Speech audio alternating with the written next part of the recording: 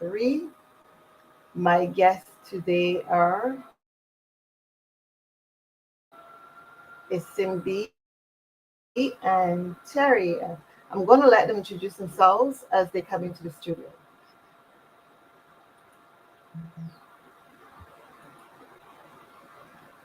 Good Good morning. morning Good and morning. welcome to Black Mental Health Matters. I'm going to allow you to introduce yourself.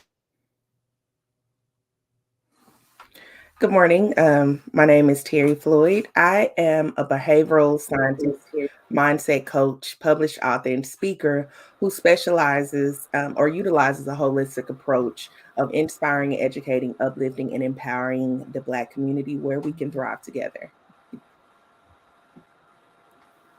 Awesome. My name is Simbi, and I'm a recent master's graduate in gender studies, and I do research as well on the side that focuses on sexual health on the African continent, as well as beyond that within Black communities. Yeah, thank you.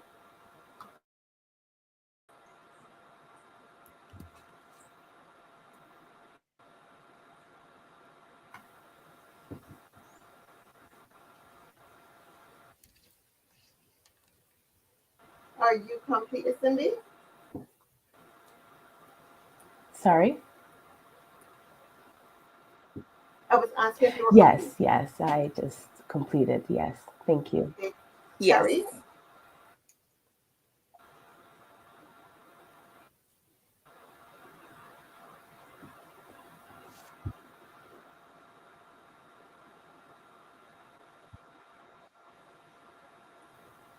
Okay. I'm going to start off by talking about travel. As we get on our airplane to travel, one of the things that an air hostess will say to you is if you're traveling with someone else, especially children, to put on your gas because you never know what can happen. And you know that if you don't take care of you first, you can't take care of the persons that you're taking care of. That's right. Yeah, that's So, it. with that, I'm going to jump right in and I'm going to ask you to define self care and why do you practice self care? I'm going to start with Okay. Terry first. And I definitely love that analogy, especially when you're traveling on the plane. The definition of self care to me is to practice doing holistic work on self and to be the best person that I can be inside and out. The reason why I practice it is because, first, for my son, my family, as well as myself, to make sure that I'm being like the best person possible or the best version of myself for them. Because in order for me to really be the best version of myself for my son, it especially, I need to make Mhm. sure that I'm taking care of myself first. You can't pour from an empty cup. So, yeah. Definitely, definitely. I couldn't have said it better. Yeah, I really believe in how you are within yourself really propels you. So it starts with self, and this is why there's such importance in this matter. Yeah.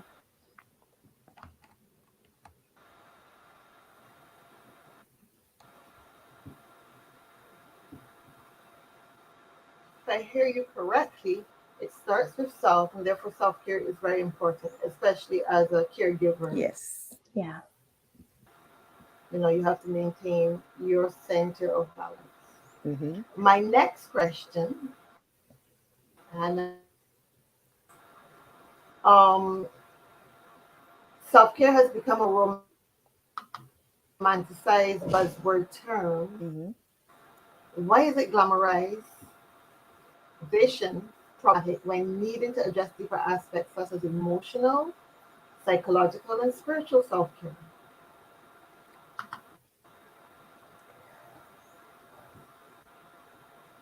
Um, I think that this is such a key factor today just because self care tips have expanded, and they're being portrayed within social media. They're being displayed as memes, and they're being displayed within Facebook posts, that it's not becoming a real discussion anymore. No one is seeming to you know see it as something that you really need to talk about. You can find it online, kind of thing. So I think that's where glamorization is an issue. I don't know if anyone sees it this way as well.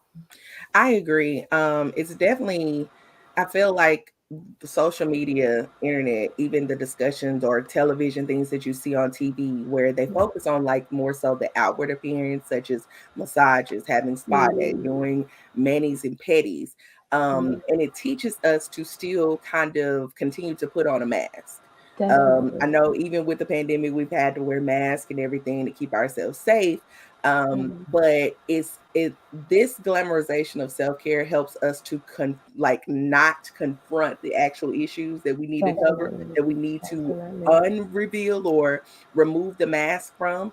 And so we put on this front, say, oh, I did my self-care, but when we go home, we're still struggling. So Yeah. I feel like you said, that we don't really confront the real So issue. if I'm hearing you correctly, you're saying that very often that self-care is just superficial, which is just let me feel happy for the moment, but not really addressing the deeper Definitely. Yes. challenges that are going on psychologically, spiritually, and emotionally. Get my nails done, I can go shopping Yeah. and feel good in the moment, but I haven't addressed Right. the issue. Definitely. Absolutely. Definitely. Yeah. Yeah.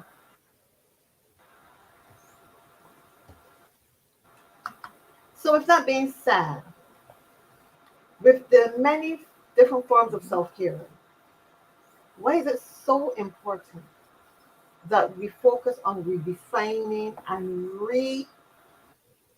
reimagine and reimagining self-care practices for Black people, especially women of color? I think because Black women, we struggle with taking care of self first. We look at it as Either one can answer.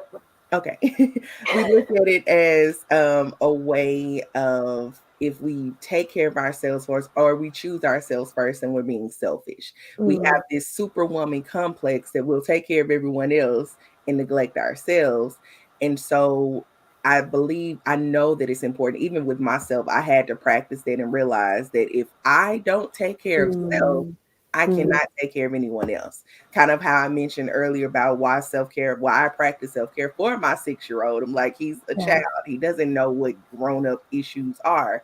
But at the same time, for me to be the best version, I have to make sure that I'm filling my cup before I can pour it out and help other people. So I think it's important that we know what's important. While yes, we're there to help our families, we're caregivers and everything, it's still important to take care of self first. Yeah, no, definitely. I think for this question in specific, I personally was very excited to discuss Yeah, it because I can agree with that. we have. Women tend to. Oh, No, sorry. don't worry. Please go ahead. Go Um, ahead. Yeah, no, what I was saying is that with Black culture, especially with Black women in specific, we have this huge narrative I of see. being a strong Black woman, Mhm. and silencing the pain, because I'm not meant to cry, Mhm. and I'm not meant to just show my emotion, because it kind of diminishes me and diminishes my strength as a Black woman. So I think that it's so highly vital to break this storyline for the Black woman, and just allow, expression, allow emotion to kind of enter that space. So self care definitely needs to be redefined for the Black woman and for the Black community as a whole. Yeah.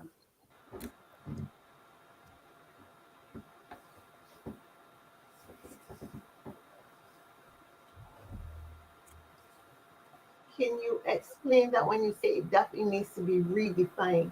Redefined in what way? So I think just, sorry. No, so I think just allowing for this whole discussion of how, culturally, from our mothers and our Okay. grandmothers, when you did cry, it was you were told to calm down. You were told you're overreacting. So I think just creating a new safe space, for Black women, and allowing women to expose their emotion, not bringing other women down within our community when emotion is shown, and yeah, just allowing it, changing the narrative, if it be on social media, if it be Okay, I within, understand what you're saying because yeah, I know for being as a parent of all girls, it yeah, is always about holding it together, Mhm. mm, you know. mm, So I understand to some extent what you're saying. Hold it together. You yeah, know, you can't show weakness Mhm. because you want your girls to be mm, mm, strong, to be able to handle any challenge without breaking. yeah, yeah, So I understand that, and I think it's generational where this is passed on from one generation to the other. definitely, You know, Yes. but in as much as we say that, we as women usually have our little groups of other females that we whose shoulder we cry on, you know, who we mm, really go on belly ache to, you know, this is happening. And we find, at least for me, let me speak for myself, I have those channels, those females I can say, well, look, this is going on in my life, and we can have that conversation. And I find that that helps. mm, Even though it may not be at a professional It level, I mm. does. find that that No, it helps. does. It really does. Yeah, yeah. I think, yeah, yeah. I think for me, it was just. I mean, So the word yeah, new age just came up, you know,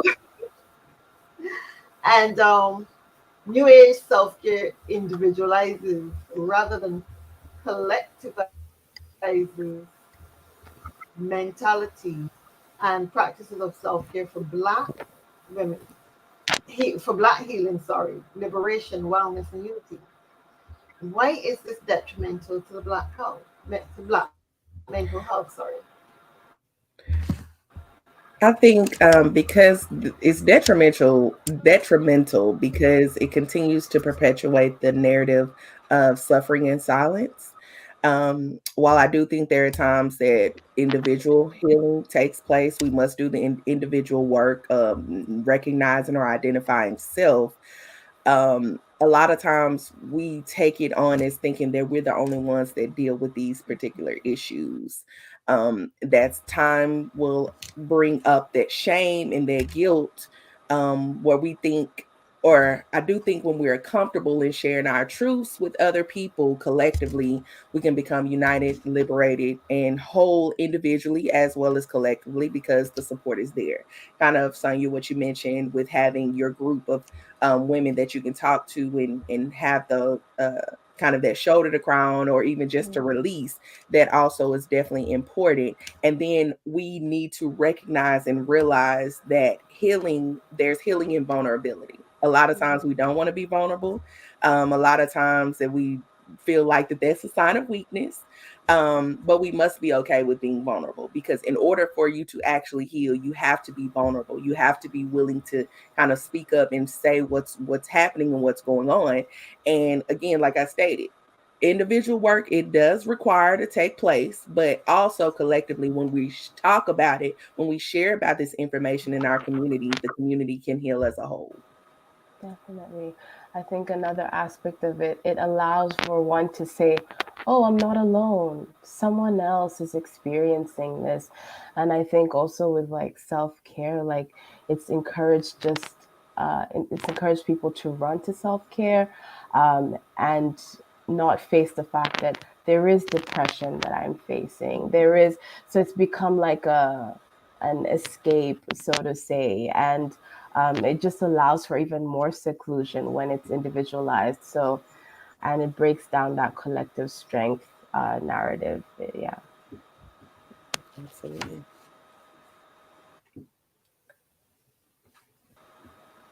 That's a great answer. I like that. There is need, yes, for individual health care, and there's also that collective where we come together and really share. And I think that in healing, especially some of the trauma that we as Black people have experienced. I think a lot of it has to be collective. Mhm. Definitely. Just yesterday, the conversation of reparation came up, and I asked the question, how does reparation work if you're not looking at the trauma that has been left behind? Because money does not solve the problem unless that money is being used Yeah. to assist in helping persons who have suffered from trauma. Yeah.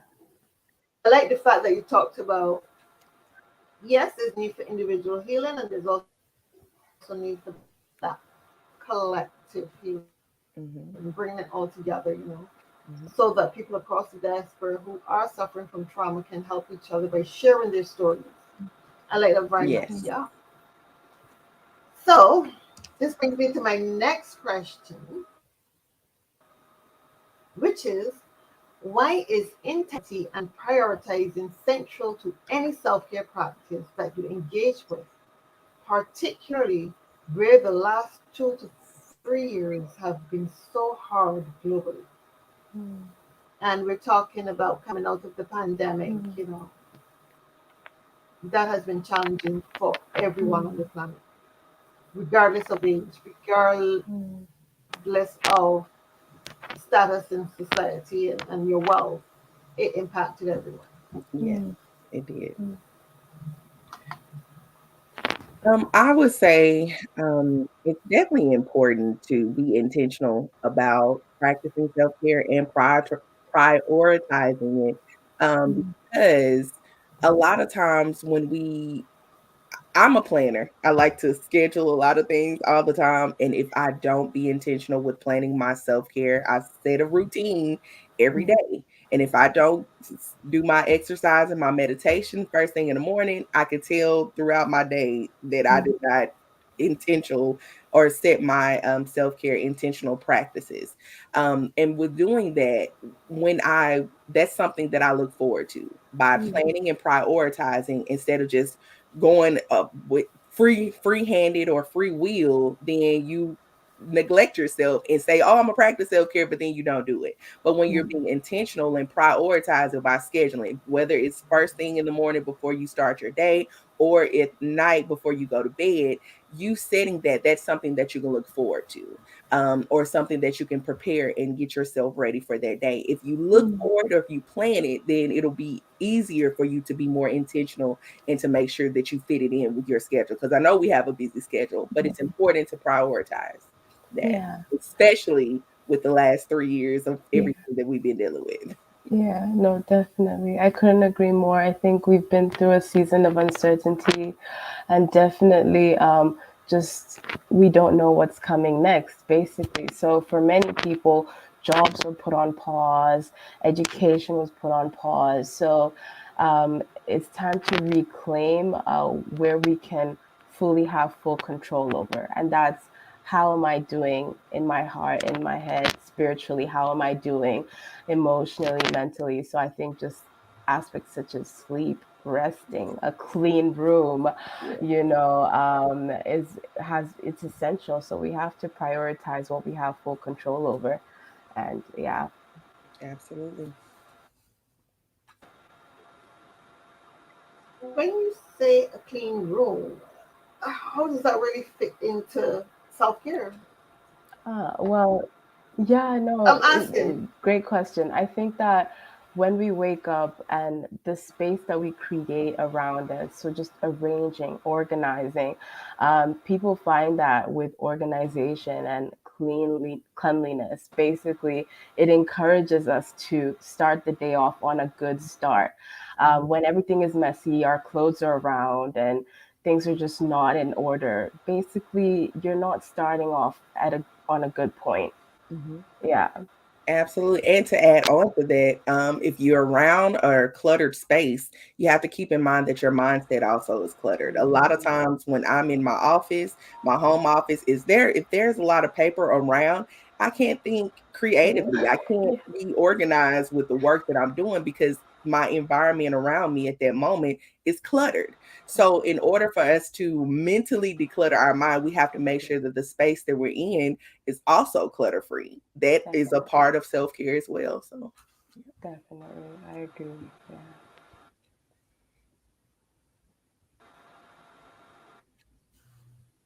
So if I'm hearing you correctly, part of self-care is about having that clean environment and organized environment. They must be ordered. Yeah. Order yes, that you have things neatly piled up or stacked and an organization, and that the environment that you're in is clean. Yeah. yes, Yeah. because that affects your mood Why is too. it that Agreed. I know that there's some persons who cannot function unless there is absolutely chaos, and there's some people who are very creative Hmm. who will tell you, leave that where you see it. I'm organized. It doesn't look organized to you, Hmm. but I'm organized. And these persons are very Right, creative. that is true. That is true. No, it's really to each their own. I just, yeah, I just, So how do you address that in terms of self-care? Can you say that everyone needs to be on the same page in terms of having that kind of the same kind of order? No, because everything one the way that I may do self-care may be different for somebody else. So what makes whatever, however you feel comfortable with it, you have to find what works best for you. I know what for me, one thing works, and of course I'm clean, but then my mom is like super clean and super organized. So like how you said about the um some papers may be cluttered. Mine may be a little bit more cluttered than hers, but I'm like, I'm fine. This works yeah, perfectly for me. yeah, yeah. But whatever works for you, you have to find the individual self-care practices that you feel comfortable with because there's not really a one shoe fits all for everyone. Mhm. And I think this talks back into the glamorization. That's correct. Because I know for me,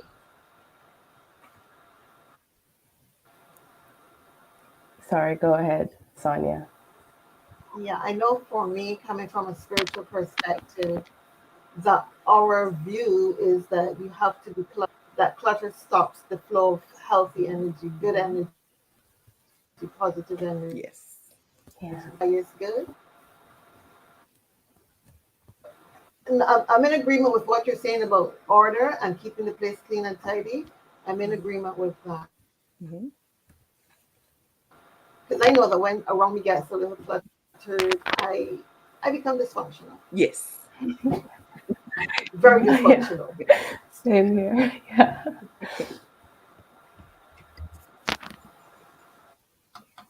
So that's why I was trying to dig in there so that people understand. Yeah, it's okay to have your mess and your chaos, Hmm. but if you're talking from a spiritual perspective and you want to have that clean energy flowing, Absolutely. no longer serve us. I'll keep this one out of day. This may come in handy, Hmm. and before you know it, the environment that you're in is not conducive to, as you said, creativity in the way that makes Hmm. sense. There is no order. And I think that impacts on us psychologically when you look around and say, oh my goodness, and here looks,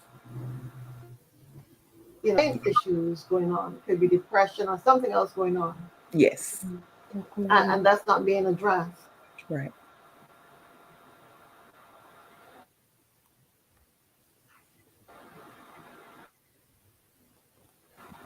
And that would bring us to my next, which is to deal with cultural self care.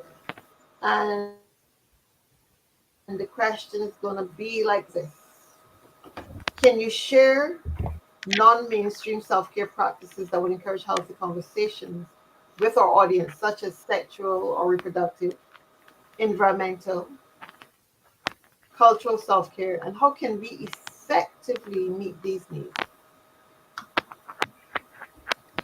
Um, whoever, well, I can go ahead.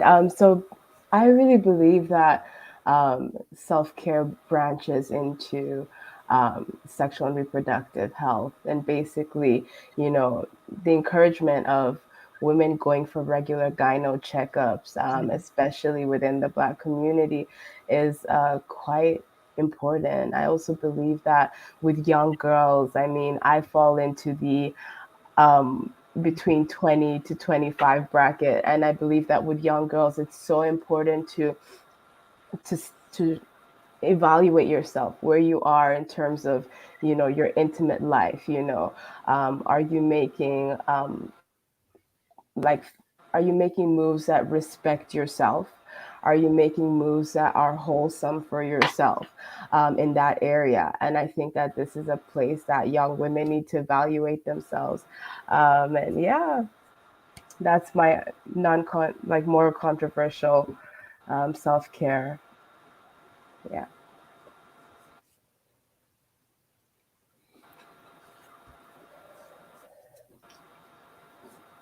And Terry, your take on that? I absolutely agree with the Cindy on what she stated. I definitely think that's important.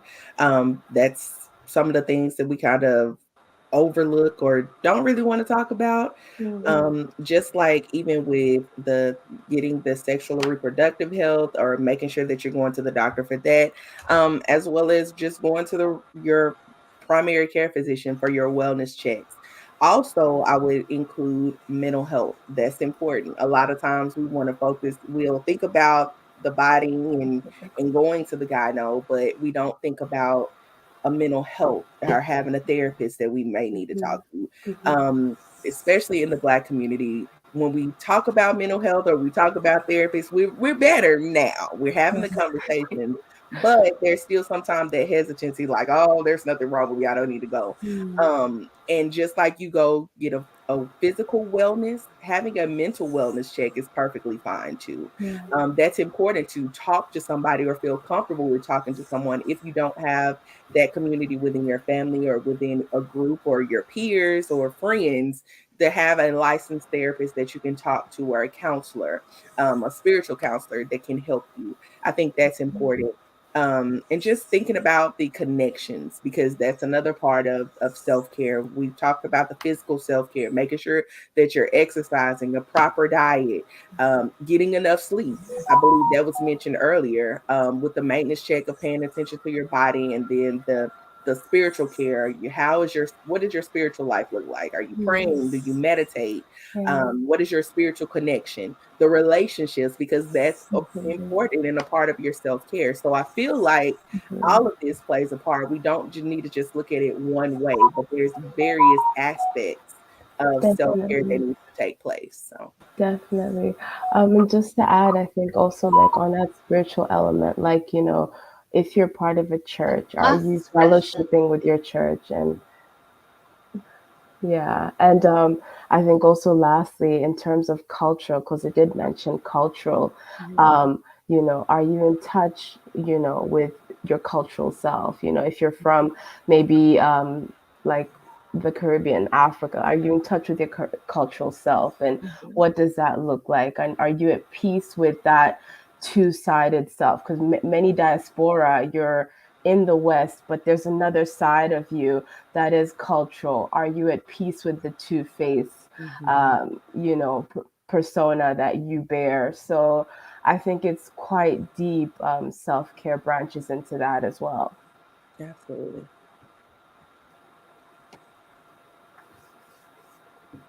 I wanted to go back to the part on sex, part of that question that talks about sex. Because I know coming out of the Caribbean, sex for the most part, especially my generation and a little bit older, sex is a taboo subject. People don't talk about sex. But as she's feeling tired, coming home to rest. And I said, yeah, you need some rest and relaxation. And she said, yes, and some good sex as well. How does sex play into self-care for caregivers? Is that important?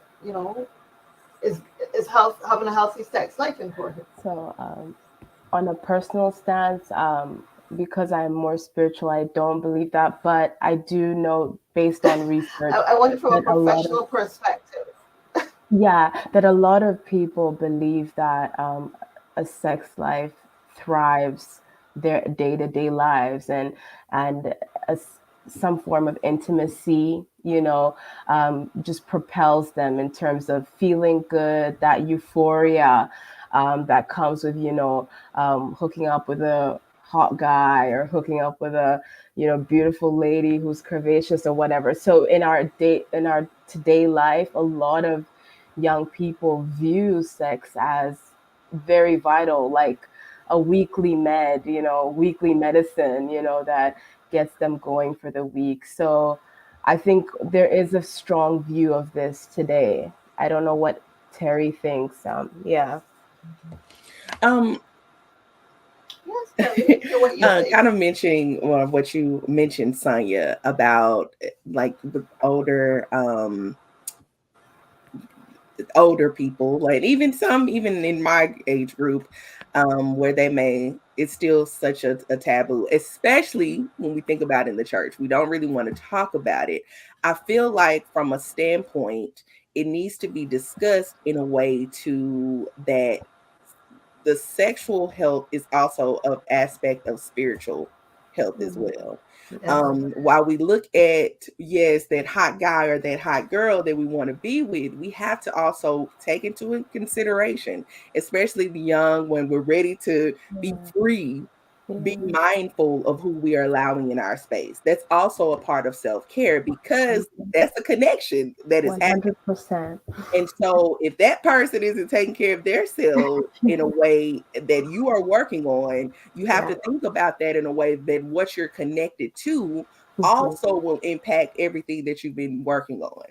Yeah. I feel if we start talking about that in a way of spiritual and soul ties, then they may have Mhm. a deeper Mhm. conversation instead of just like, Mhm. oh, don't do it, let's not talk about it. But we Mhm. do need to talk about it and confront it and say, Yeah. okay, if you are at that space where you're ready for that, just because on the outer appearance they look okay, but you need to make sure that they're doing that inner Exactly. work, because if not, the transferring of those energies also will Mm. affect you. And it's Mm. important that we keep that in mind when we give our Mm. bodies or allow people with our bodies what they do with them and how we respect ourselves. That's an important part of Mm. self care as Mhm. well. Mhm. 100%. That is so deep. Yeah. I love that. I love that response, Terry. I honestly love that, and that you took it into the spiritual realm, because that is a pet subject for me as well. Mm. You know, we're more than just a Yeah. physical body, and self care goes beyond just taking care of the physical form. You Yeah. have to take care of the spiritual form as well. So I really like the way that you brought that in. You know, it is okay to have all the euphoria and all of that, but what's really going on underneath? Because you still Mhm. have to be Yes. sure that in having the healthy sex that you're doing it from the right place, Yeah. emotionally and Yeah. spiritually. Yeah. Yes. So much, Terry, for bringing the spiritual aspect Definitely. into that. I'm going to go to the next question, which is what advice would you have for the audience needing to explore individual, family, collective, community care goals, but don't know where to start? Can you share some resources and little tips with our audience on that? Yeah. I could start. I would say first, the most important thing, because there's a lot of information that's out there that talks about self-care, and kind of what we covered when it comes to the glamorization of self-care. It starts with us first. Even when we don't really know where to start outside, let's look at what works for us, like the things that you used to do. Maybe you didn't have time to do it anymore, whether it was setting aside some time in a day to read a book to kind of help your mind get away from what's going on in the world, or having those moments, even if it's just 5 minutes a day where you're meditating or just quiet time, journaling, things in that nature, things that you enjoy doing, even if it's a TV show. Now we have to be mindful of some of the shows that we watch to make sure that we're not feeding our minds the negativity. But I know we want to stay up to date on the news. So things that are out in the world or what's going on in our local areas, but news a lot of times is negative. So check that temperature of how often that you're paying attention to what you're looking at or what you're consuming. If you're spending too much time on social media, or if you're scrolling and your energy feels low, then that's something that you need to start with. But I think before we can go to the resources of what's outside, let's kind of pay attention to our what we need for ourselves inside our bodies or inside our minds. And then if we can pay attention and remember, like, oh, when I worked on that, or when I did this puzzle, or when I drew, it made me feel good. Start there. Because whatever makes you feel good, even if it's cleaning up a space in your room or in your office or somewhere in your home where you're setting aside, this is my space that I can sit and be comfortable with, I think that that's important. Just trying to pay attention to the things that you once enjoyed that you may not have time to do now, that's a start. And then once you figure out kind of the things that you used to work on that you had pleasure in, or it made you feel good, making you feel like an upbeat spirit, then you move to other things. But there's plenty of resources out there in regards to self-care practices. But I think first it starts with you individually. Definitely. Definitely. Yeah, and I think just some reflection on what works for me can be a good start, or even research, because there's a lot online nowadays on where can I start with my self care. So yeah, I would just add those two nuggets in. Yeah.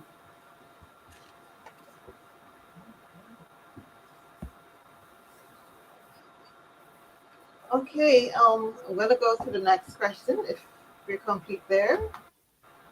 And that question is, what is that question?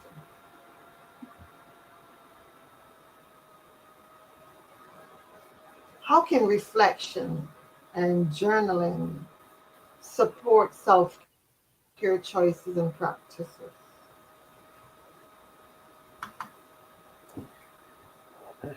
I feel like reflection and journaling, that's one of the things that I just enjoy doing. I've always done as a child, but it helps me to release. It helps me to kind of write out my day. There's some days that even when I would go back, I'm like, okay, that day bothered me, but I was able to release it and write it in my journal.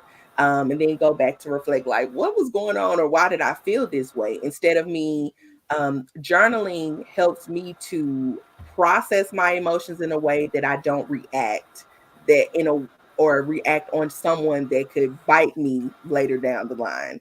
If I Mhm. write it in the journal, if I help myself release those emotions and things that I'm feeling, and then I can go back to reflect and be like, okay, well, what was happening? How do I feel about that? And now what can I do moving forward? That's one way that helps with the self care, because you're still protecting yourself, taking care of you, but you're also releasing it. Even if you don't have that moment where you feel comfortable with sharing what you're dealing with someone else, by writing that in that journal or releasing that, that gives me that moment to reset. And I'm able to, if I had a long day at work and I'm tired, write it out, and then I can go to bed because it's not in my mindset anymore, and I can rest myself. But then when I need to go back to reflect and look at it, it's still right there, but it's not stuck in the mental. Yeah, I completely agree. Yeah.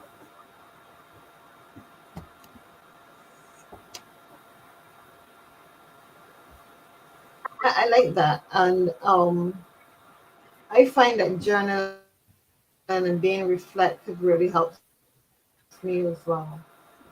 But my greatest fear of writing stuff down is that someone would find my thoughts and read them, you know. So in as much as I like to write my thoughts down, I'm always looking for places to hide, what I've written, so that no one can find it. Yes.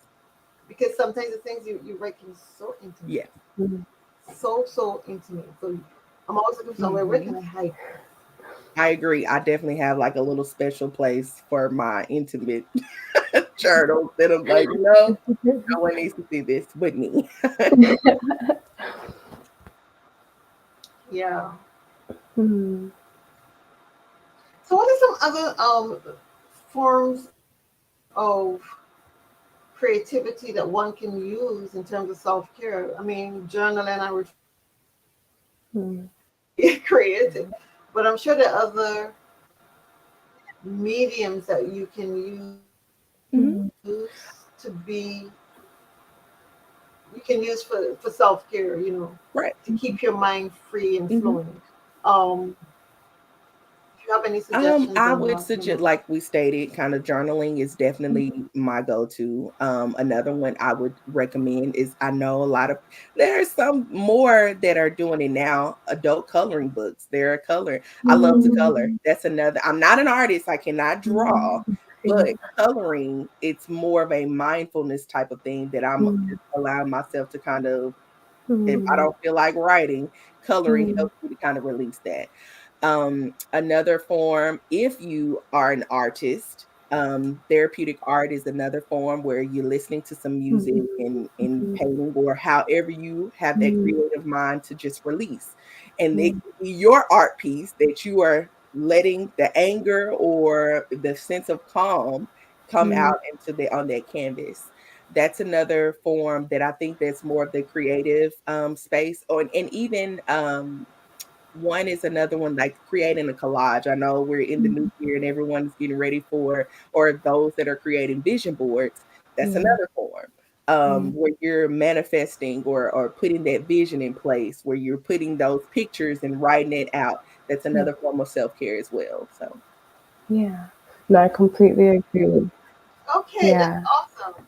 Yeah, no, I think another way is like knitting. Personally, like I knit. I know it's my grandma taught me how to do it, and I just find myself doing it in moments of high stress. mhm, And also learning an instrument. mhm. Like if it's the keyboard, saxophone, whatever you find yourself, leveraging to. So yeah. Absolutely.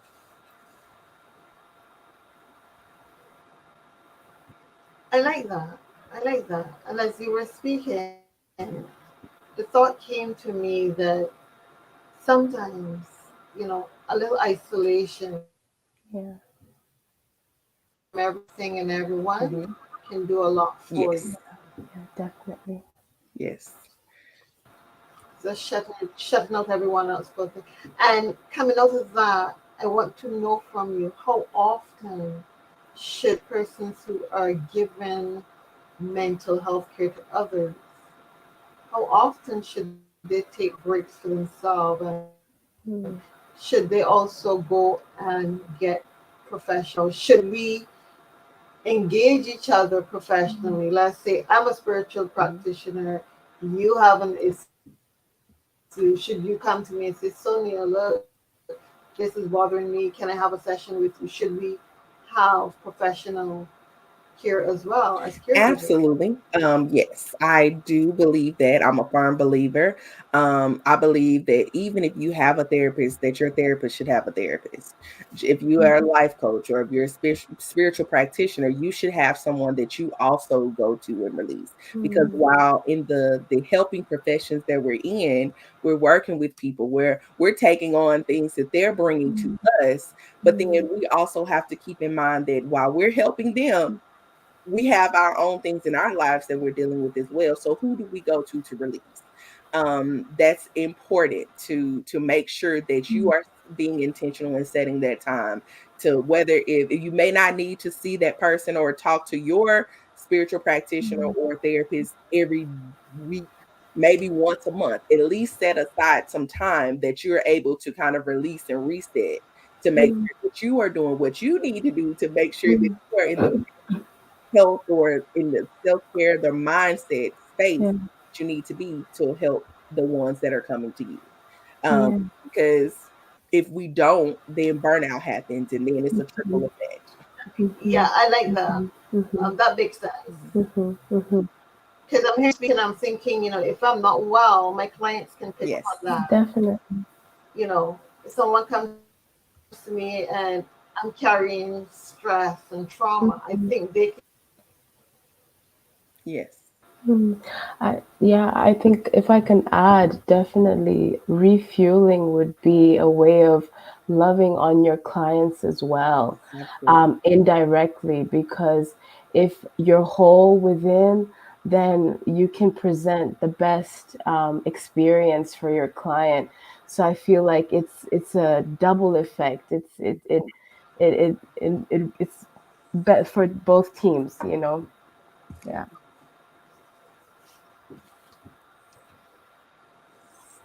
I agree. You got to find your own wholeness. You got to find your place of balance so that when you radiate and you put that energy out there, it's clean energy.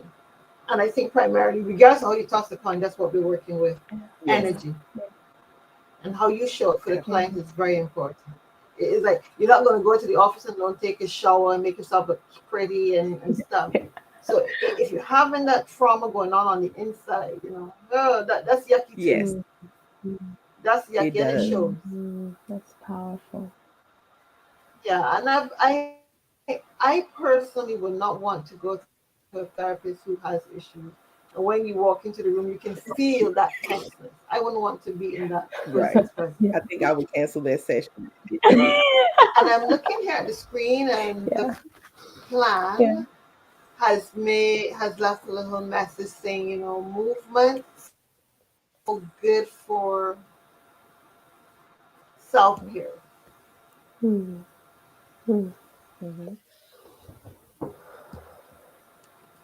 And I absolutely like that because I love to dance. I don't know many people in the Caribbean